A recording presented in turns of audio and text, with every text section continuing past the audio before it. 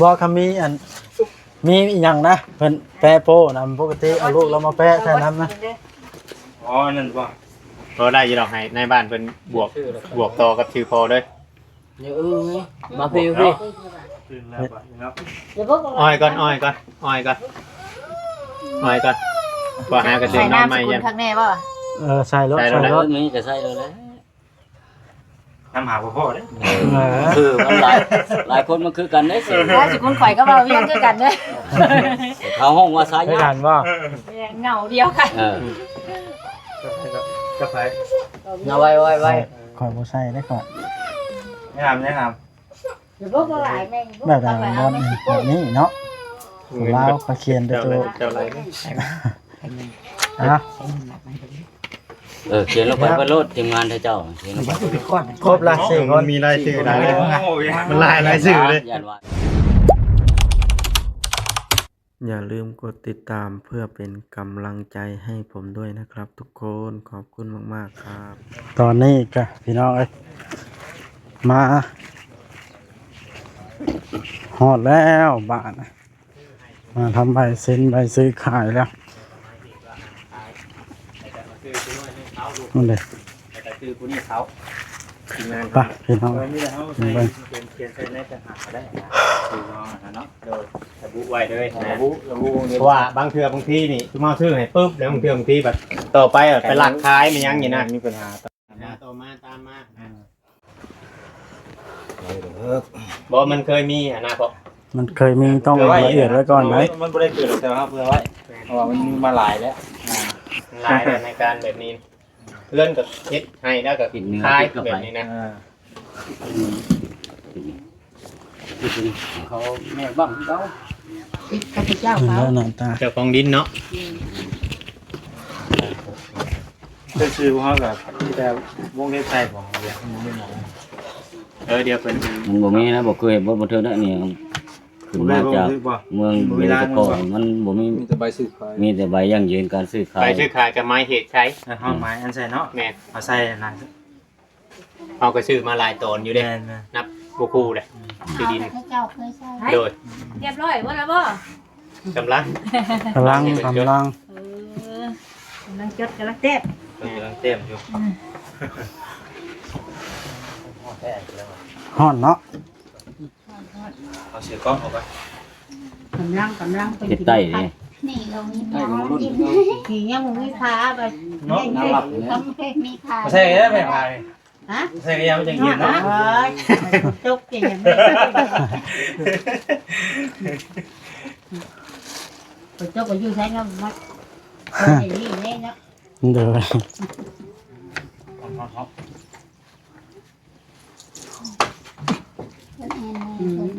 นั่นก็เจอแล้วก็ว่ากันล่ะ ทิศตะวันออกตะวันออกแม่บ้ำยังทำ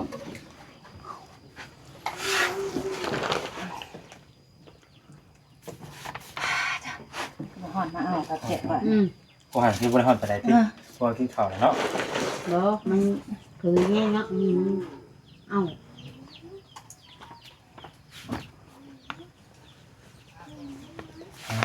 เดี๋ยวนี้จะไม่มีในสัญญาณเนาะ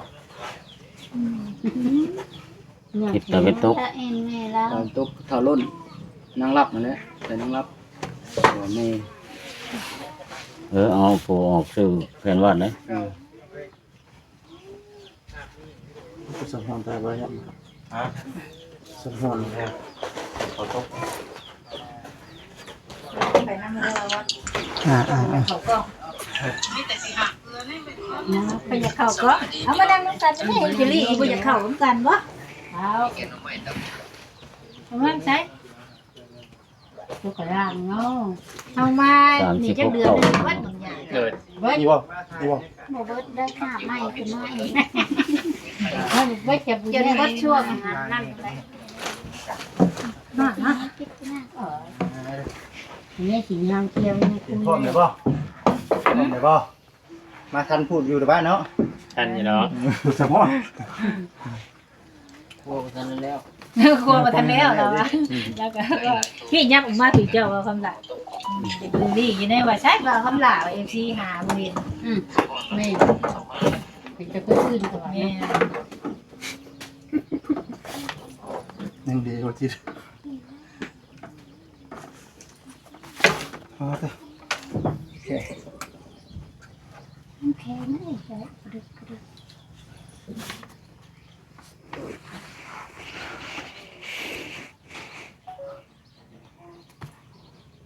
เอาไปจึงกินของข่อยบ่ ของเขา เงินในการในเด้อ เป็นจำนวนเงินเลย เด็กเจ้ามานั่งที่ก็ได้เหมือนป้า จำนวนเงิน 50,000 จำนวนเงิน50,000บ่ บาท ถาม หนึ่ง ผู้ บาท เจ้าของดินแล้วเป็นเอาเท่าไหร่ซะ50,000ตามเว้ากันเนาะเราบ่เข้ากล้องพอเจ้าของดิน เจ้า มานั่งใกล้บอกคำลานะ ไปเวลาเพิ่นถามเพิ่นได้บอกเพิ่นเนาะ อ่า จ่ายแล้ว ยังทันจะจ่ายสิจ่ายตัวนี้นะ จ่ายเลยเขียนจ่ายเลย จ่ายเลยจ่ายเลยระบุจ่ายเลยระบุไว้เลย อ่า ยังอยู่มาแล้วมาแล้วจ่ายแล้วยังบ่ทันเละ บ่ได้เนาะ จ่ายว่าที่ว่าจ่ายได้ก็ยังจ่ายว่ะจังได๋เนาะว่าที่ เป็น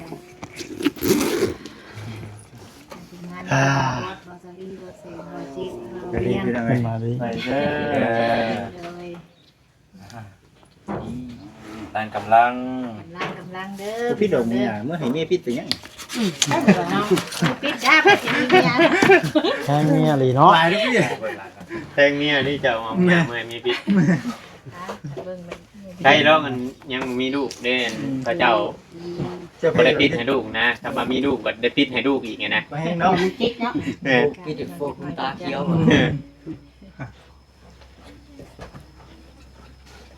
ฮ่าเด้อเอ้ามันอยู่ฝนตกในของใครเนาะ แมลงคนแรกมันเคยตก คนที่เรามีการกำลัง เอาค่ะเนาะ พอกำลังเฮ็ดใบ ชื่อขาย ซื้อขาย ซื้อ ใบ ขาย ซื้อขาย ซื้อขายที่ดินให้ บ่าวคำละ บ่กำละ อันนี้เป็นเจ้าของดิน ลูกเราบ่งอแงเนาะ ลูกเรานอนอยู่บ้านเลยนอนกำลังนอนอยู่ สวัสดีเด้อ คือว่างัวหลังบึ้นๆมา มันยามเลยกินน้ำเลยจักเอา เอาไปเลี้ยงบ่ ใบ ม่วน ซื้อขายที่ดิน ไปปล่อยไม้นี่ อ๋อ ต้องทำอะไรก็เนาะ กับลาบอยู่เด้ รักษาลายได้ ยังมันมาเพิ่นเด้ จะได้เบิดบ่ ยังมันจุพวกเด้ อยู่ทางกรุงใหม่ผู้ทีมงานเฮาก็ได้ สัญญาณหาสัญญาณกันยากเนาะ อาจจะที่อยู่เชียงงานง่ายย่างไม่มีเป็นมีแบบมาปุ๊บเสียงใช่แบบมี มันป๊อบ ว่า เสีย สิ ง บุกใช่ที่สัญญาณบ่เดี๋ยวนี้ เจ้ามุ่งหลังไว้มันเลยบ่มี วางไว้บ่ ใบกี้ไปอยู่เขาก็แรงก็เพื่อนจะกิน คำลา อยู่ไส ให้ ไปโพนนะ ให้เขาแท้ ปลาเพิ่น เอาการเป็นแค่บัด ในบ้าน กำลังจดบทบันทึกอยู่เป็นยังไงแม่นบ่นั่นแหละเนาะการซื้อขาย การซื้อขาย การซื้อขายจริง เปลี่ยนอันแบ่ง เจ้า ขา เป็น ย โจมเนาะ แต่ว่าใบตะดินขอบทองคือเราเป็นเจ้าของตัวแบ่งขายให้เท่าคำลาบัดนี้ แต่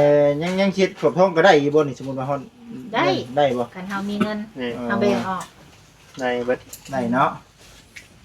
เพราะว่าเราเป็นใบตะดินร่วมเนาะ อ๋อ มีแต่แบ่งขายให้ผู้นี้ซื้อ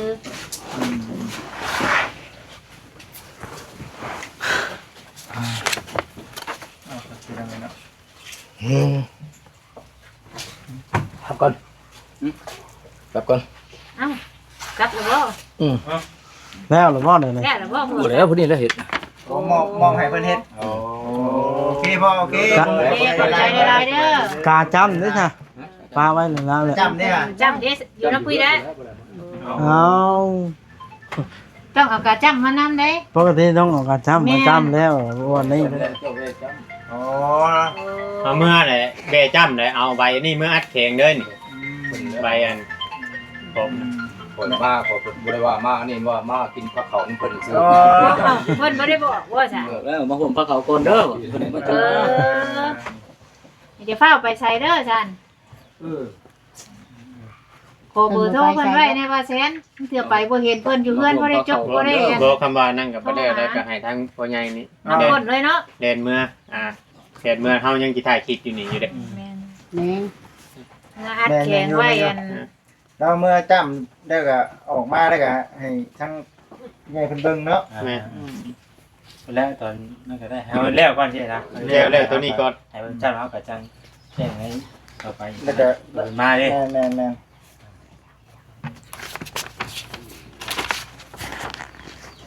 เพิ่นเฮ็ดซื้อขาย สิเนี่ย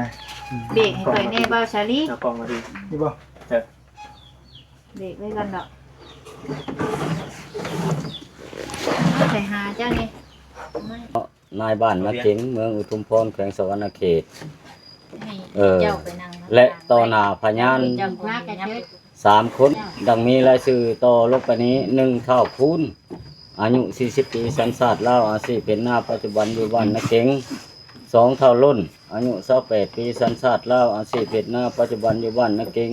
3เท่าพูนอายุ25 ปีสัญชาติลาวอาชีพเป็นหน้าปัจจุบันอยู่บ้านนาเข็งข้าพเจ้าชื่อนางธรรมอายุ35 ปีสัญชาติลาวอาชีพเป็นหน้าปัจจุบันอยู่หน่วย3บ้านนาเข็งเมืองอุทุมพรแขวงสวรรณเขตได้เห็นดีตกลงขายดินจำนวน1 ตนซึ่งมีเนื้อที่ทั้งหมด125 ตารางเมตรโลกกว้างเนาะทิศเหนือติดกับนางธรรมเองนี่มีความยาว28 เมตรทิศใต้ติดกับนางหลับมีความยาว25 เมตรทิศตะเวนออกติดกับนางธรรมมีความยาว36 เมตรทิศตะเวนตกติดกับนางหลับเองมีความยาว36 เมตร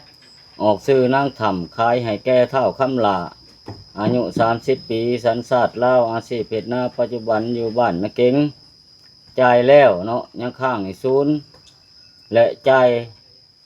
กันเรียบร้อยแล้วนับแต่มือเซ็นสัญญาเนาะนับแต่มือการซื้อขายเป็นต้นไปสิทธิ์เด็ดขาดได้ตกลงเป็นของผู้ซื้อของผู้ขายบ่มีสิทธิ์เรียกร้องคืนแต่ประการใดข้าพเจ้าขอยั่งยืนดินตนดังกล่าวนี่เป็นของข้าพเจ้าหากมีการยุ่งยากเกิดขึ้นตามภายหลังข้าพเจ้าจะรับผิดชอบต่อระเบียบกฎหมายบ้านเมืองทุกประการหากมีการทวงเอาคืนหนังสือฉบับนี้ได้อ่านให้แก่2 ฝ่ายอยู่เป็นที่เข้าใจเรียบแล้วจึงได้พร้อมกันลงลายเซ็นไว้เพื่อเป็นหลักฐานยั่งยืนว่าแม่นลายเซ็นของผู้ซื้อและผู้ขายพร้อมด้วยพยานที่ได้มีลายเซ็นอยู่นี้เพราะว่าลายพยานมันก็ต้องมีเนาะตัวนี้ใบยั่งยืนการซื้อขายตัวนี้ใบมอบกรรมสิทธิ์โดยซ่องหน้าพยานเกษียณ3 คนดังนี้1 เท่าคูณอายุ40 ปีอยู่บ้านนาเก๋งเมืองอุทุมพร2 เท่าล้นอายุ28 ปีอยู่บ้านนาเก๋งเมืองอุทุมพร3 เท่าพูนอายุ25 ปีอยู่บ้านนาเก๋งเมืองอุทุมพรข้าพเจ้าชื่อนางธรรมอายุ35 ปีสัญชาติลาวปัจจุบันอยู่หน่วย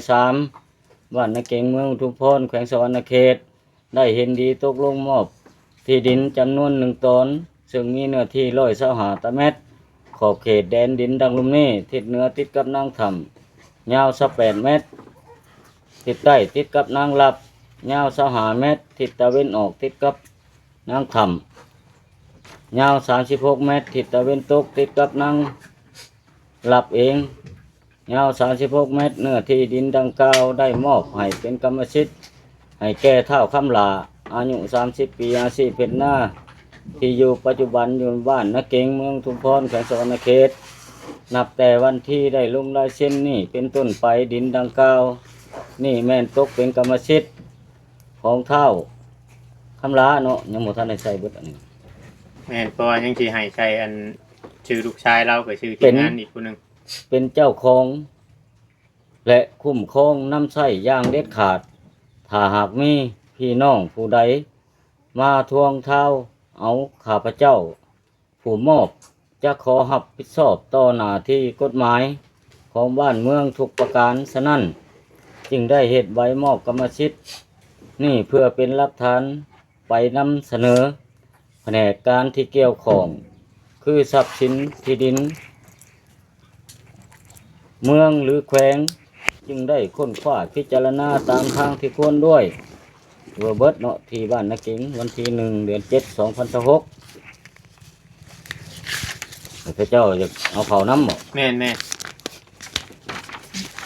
บวกคือลูกแล้วเขานั่ง บวกคือลูกกับคือว่าแทนนะเข้าไปแปะไว้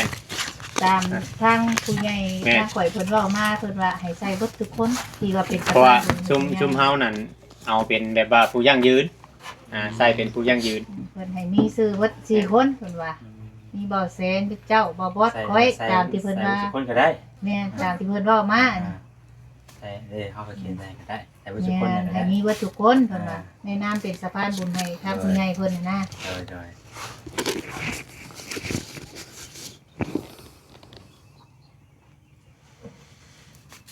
เอาเขียนในเบอร์นี้เนาะ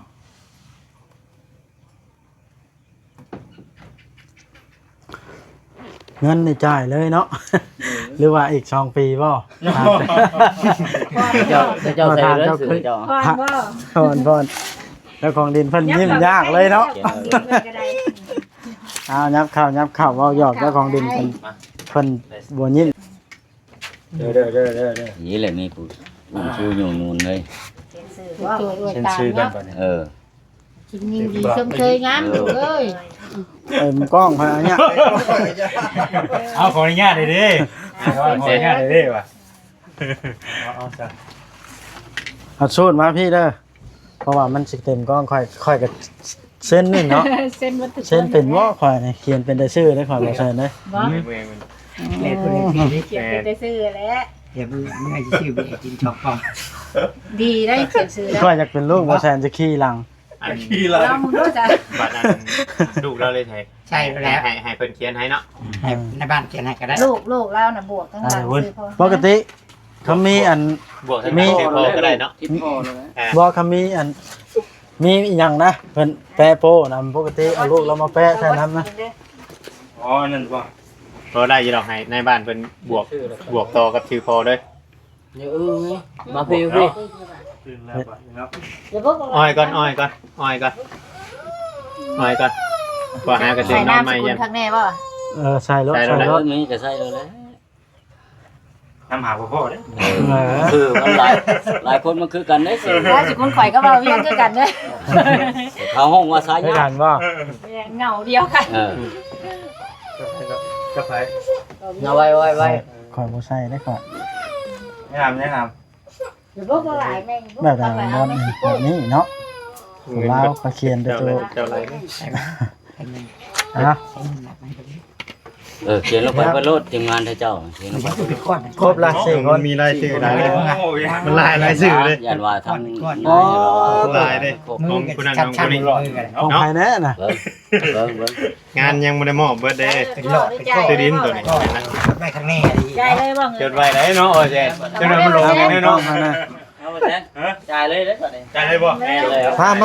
าจะเวียงมันมานั่งให้เคียงกันนะเฮ้ย เส้นตัวเองเลยกะ จ่ายให้เจ้าของดินเจ้าของดินนี่เพิ่นอยู่นี่นี่ ให้เราไปได้ครับให้เบาคำ นั่น ครับ แม่นให้เพิ่นเป็นผู้ซื้อเนาะ ซื้อลูกโตไหมยัง ให้เรารับเงินจากผู้ใหญ่แหละ เท่าแม็กบ่ บ่ได้ค่อยสินับเพิ่นกันเด้ออันนี้ค่อยสิขอแจ้งว่า เป็นเงินของเอื้อยพิมพ์เพิ่นอยู่สวีเดนอันนี้นะเพิ่นได้สมทบมา 10,000 บาทเด้อสินับมันสิฮอดอยู่บ่ 1 2 3 4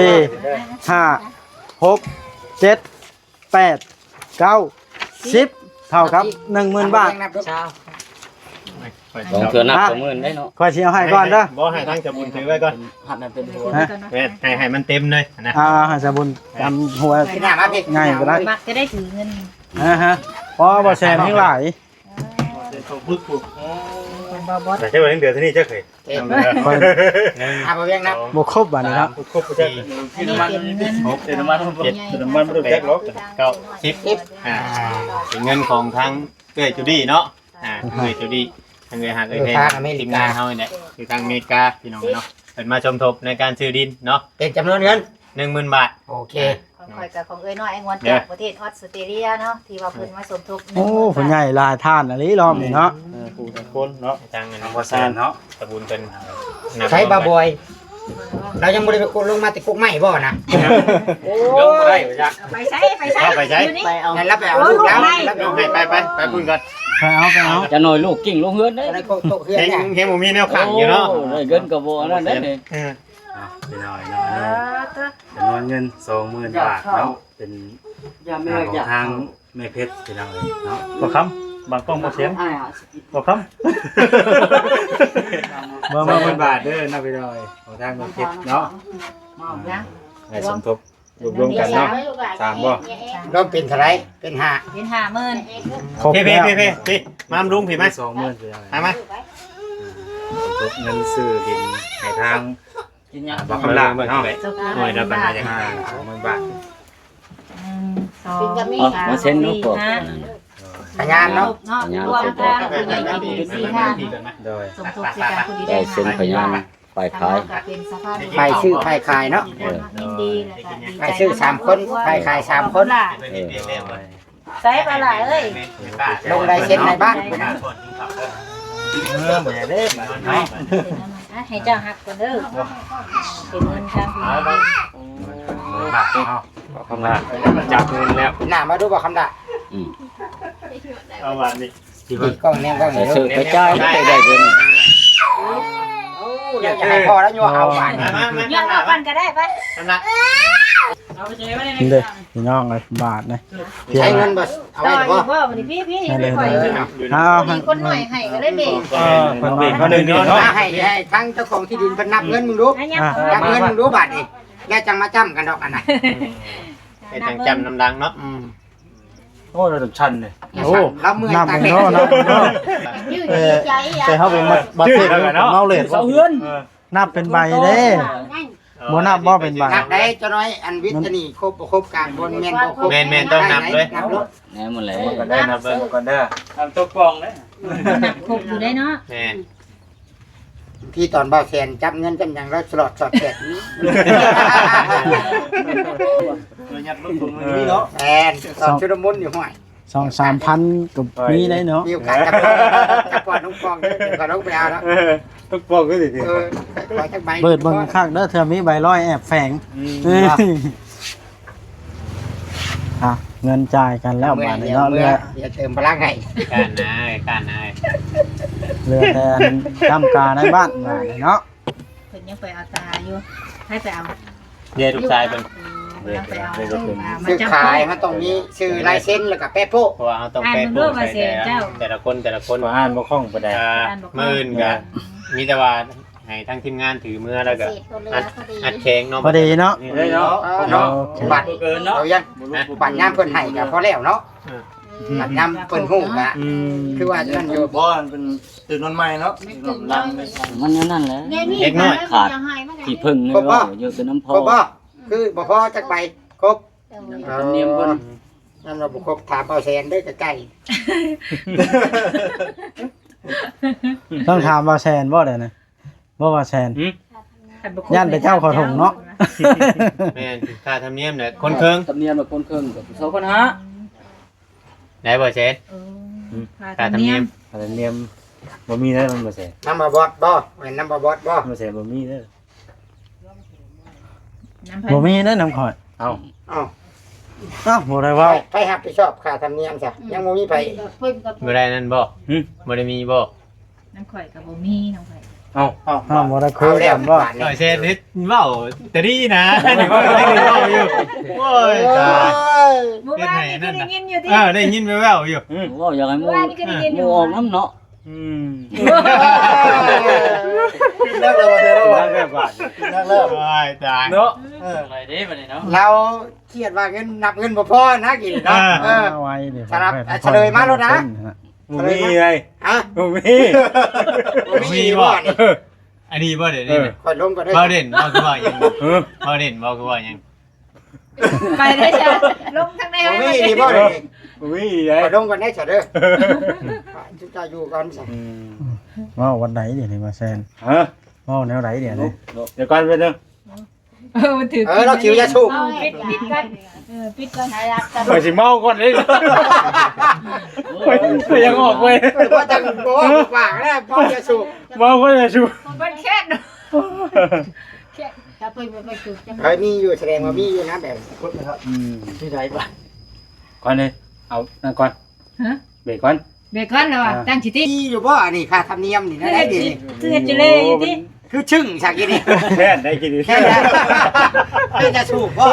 โอ้ยแค่คนจะสูบ ข้านี่ก็ใช่ข้านี่ก็ ใช่กลัวเลย เห็นนะตกใจเนาะ เนาะ จนสร้างที่เบรกดิ เซ่บ่ ว่าบ่มีข่อยกำลังสิลงแต่เฮือน บางคนเด้อจบบางคนเด้อ นี่ไงอันเมื่อย ค่อยจะจกเด้ทงแบบนะเนาะพอลูกแพทย์ เด้อหาบางคนอยู่เลิกกินดีได้ โคตรจังแค้นเนาะ อยู่เลิกกินดีได้คน เขาบอกมันมาเขาบอกแล้วบอกไปเบิดเด้อ เฮ้ยก็อยู่เลิกเท่เนาะ งานไปปูแล้ว โอ้ดอก คือว่าย่างมาแหละตอนน่ะเนาะคือว่ามาพี่อยู่ผมควร ไผ อยู่น้ำเดินนั่นผู้คุดนั่นนะ เสือเรืองนะ เป็นเงินกีบบ่ได้บ่แต่เป็นเงินกีบเนาะ ว่าแล้วได้ เงินกีบแล้วเพิ่นไล่แนวใด เงินกีบอะไรกีบ เชื่อว่าขอกับงวยโทรศัพท์โทรถามเลขา บ่มีเงินบาทบ่ มีใบเดียวนะ เดี๋ยวเอาดูซิมีเด็กบ่ดูซิมีเด็กบ่ บาทอ่ะ มีอยู่เงินบาท มาจะสเปลี่ยนนะมา 500เท่าใดได้ไหมหมดแล้วเนาะ 68แน่เนาะตามตลาด ตามตลาด